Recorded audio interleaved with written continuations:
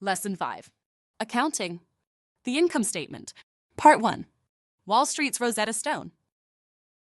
Please read and pay attention to the disclaimer on this slide.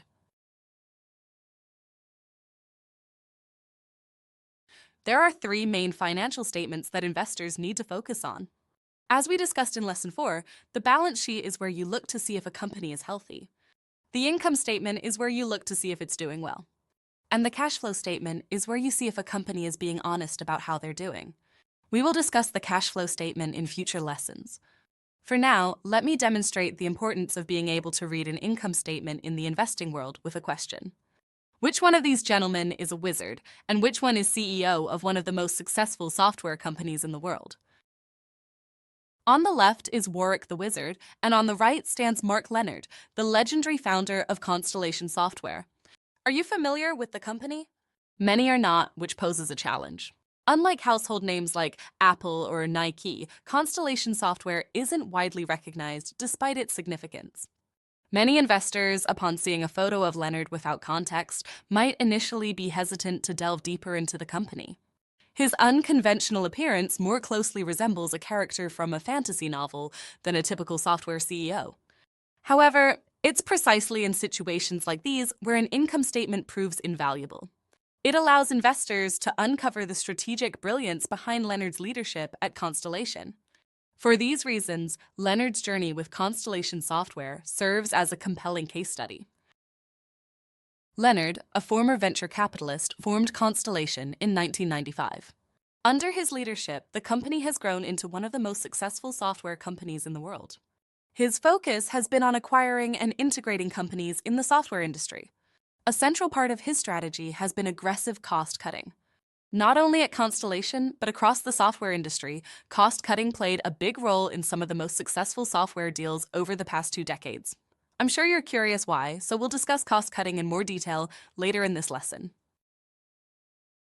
Thanks to Leonard, Constellation stock has been an incredible success story. Since the company went public in 2007, the share price rose 10,000%. Over the same period, the overall stock market rose 190%. $1,000 invested in 2007 would be worth $100,000 today. If you knew how to read an income statement, you would have seen signs of the company's success a decade ago. To understand what these signs were, we need to first go over the basic parts of an income statement. At the top of all income statements is the revenue line.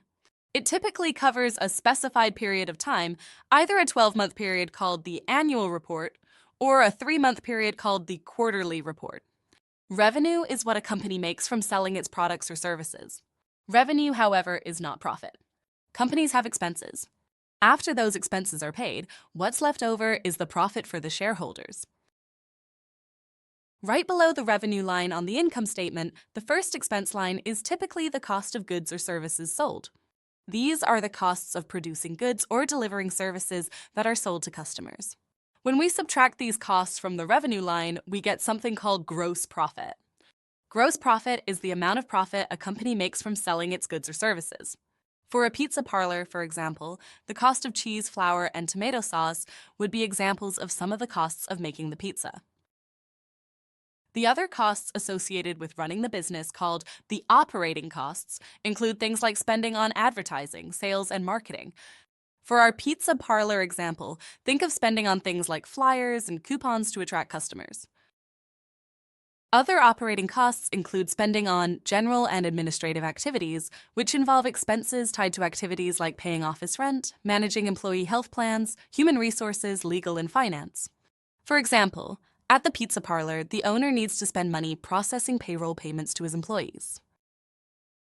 Next, there's the costs associated with research and development, which encompasses spending on the development of new products and services.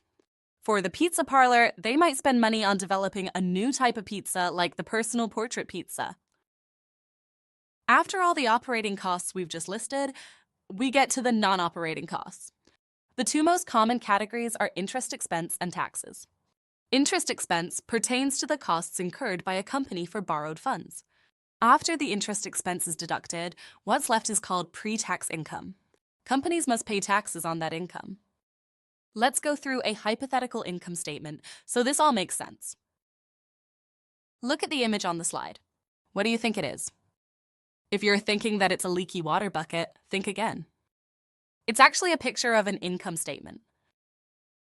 Imagine you're camping and tasked by your friends to fill a bucket with water from a nearby waterfall. However, the bucket has several leaky holes. Picture the water flowing into the bucket as a company's revenue, say $10 million. Each hole in the bucket symbolizes a different expense on the company's income statement. As you carry the bucket back to the campsite, water begins leaking out due to these expenses. For instance, $3 million leaks out to cover the cost of goods and services sold, leaving $7 million as the gross profit. As you continue walking, more water leaks from various other expenses until only the amount at the lowest hole is left. This represents the net income available for the shareholders, which, in this scenario, is $1 million. In this analogy, your friends represent the shareholders, waiting for what remains after all expenses are accounted for. We can also use the bucket to describe a great business and a bad one. The holes on the bucket on the left are located near the top. So when you fill it with water, some leaks out, but most of the water remains in the bucket. That represents a business with high profit margins, which is typical of a great business. The holes on the bucket on the right are located near the bottom. When you fill it, most of the water leaks out, leaving very little in the bucket. That represents a business with low profit margins, which is usually associated with an inferior business.